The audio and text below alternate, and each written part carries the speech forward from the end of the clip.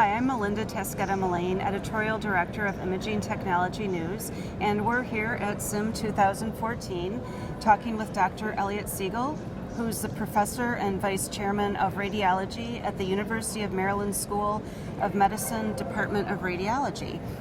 Welcome. Thank you for being here, Dr. Siegel. My privilege. And today we're going to be talking about the big data trend. Can you tell us a little bit about this, Dr. Siegel? Sure. Well, it's really wonderful, I think, that SIM has decided that this year its theme is going to be surfing through big data. Dr. Kathy Andriel did a fantastic job at the keynote opening up the session, talking about some of the history of big data and also talking about some of the technical aspects of making big data happen. And I had the opportunity this afternoon to be able to present a session on big data where we focused on clinical aspects rather than on some of the more technical aspects.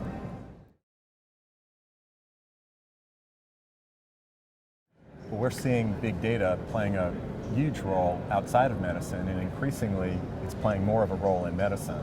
What I've focused on in my own session was a particular patient. We had a hypothetical patient, Mr. Akamai, and he presented with a 6mm nodule.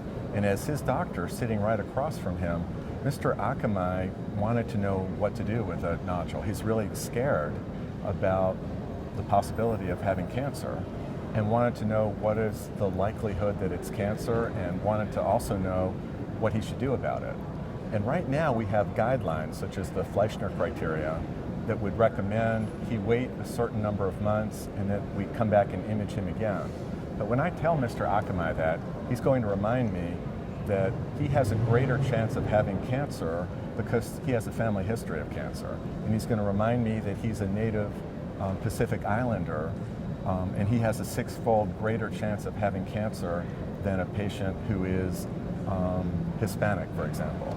And so he wants me to be able to tailor the answer specifically to him. And the challenge is, can I find the data that exists to be able to make a recommendation? In order to do that, I need to look through tens of thousands of different records and be able to, on the fly, look up and find patients with nodules just like Mr. Akamai's and patients just like Mr. Akamai, and then give him a very specific recommendation of how we ought to diagnose and how we ought to treat him that is not a one-size-fits-all. And in doing that, it's really absolutely critical that we use all the tools at our disposal for big data. So, Dr. Siegel, this really speaks to the whole trend of personalized medicine. It does. And the way the industry is moving. Absolutely. And so one of the big challenges is the fact that imaging is currently predominantly consisting of the pictures, and that medical images really are invisible to a large extent to computer programs that are written as part of the electronic medical record that are able to look through lab values and clinical information.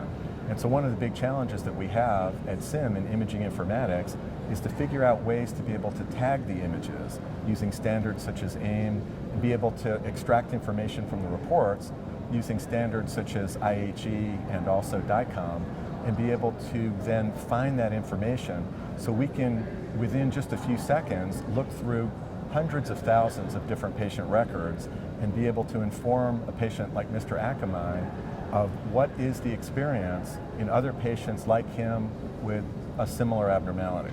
And in doing that, we're able to then be able to personalize and tailor the treatment specifically to Mr. Akamai. And so we're able to take a little question that is posed for that little 6mm nodule and utilize all of the incredible tools that we have for big data and be able to advise Mr. Akamai. But in order to do that, we need to be able to adopt the standards that allow us to be able to tag and allow us to be able to make sure our images and the information associated with them are discoverable. Great. And you had touched upon precision medicine. Yes. How does that relate to this? So precision medicine has been used as a refinement for personalized medicine. And so you'll hear a lot about personalized medicine when we talk about genomic data and other omic data. But a number of folks, particularly at NIH, have suggested the term precision medicine, practice of medicine or precision medicine in order to be able to make the treatment much more precisely geared to that patient's particular characteristics. And so the two terms have been used interchangeably, and you'll hear both precision medicine and you'll also hear the term personalized medicine. Excellent.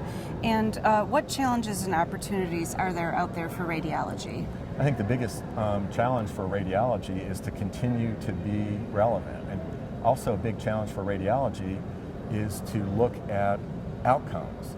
So increasingly we're hearing from a number of different sources, including the American Medical Association, that diagnostic imaging studies may have limited value, and there may be some studies that are being overutilized. And in order for us to best respond to determine what's best for our patients, we need to have these data to take a look at what studies are being done, what is the impact, and concentrate more on the outcomes. But the only way to do that is to use the current state-of-the-art computer technology to be able to utilize a lot of the concepts employed with big data, and also to be able to make sure our data are discoverable. And so as time goes on, we are going to be held under greater scrutiny as far as making sure that we have the data to be able to inform data-driven decisions about what's the right study for the right patient. And as we get back to Mr. Akamai, I want to be able to look him in the eye and tell him what are the best possibilities for diagnosis and treatment, not just based on anecdotal, one-size-fits-all information, but tailoring it in a precise way and personalizing it for him so that we can give him the best possible diagnosis. So Dr. Siegel, would you say that big data is not a trend, it's the way of the future? I think it's already arrived in other industries outside of medicine. It's coming into medicine as we are able to make the transition from paper to digital storage in medicine. And in diagnostic imaging, our data are so much larger, so much more complex, and being able to extract meaning from the images themselves and put them into a database that's machine searchable is really going to be the wave of the future. We're seeing it start now, but over the next 5 to 10 years, it's really going to accelerate. Okay. So Dr. Siegel, if people would like more information, is there a source they can go to? There's a great source. So the Society of Imaging Informatics and Medicine, the SIM website, has a tremendous amount of information about standards, about interoperability, and also about how you can learn more about personalized and precision medicine, specifically as it pertains to medical imaging and big data. Excellent. Well, thank you very much for your insight, Dr. Siegel. We appreciate Sure. it. It's been a pleasure speaking with My you. pleasure too. Thank you. Thanks so much.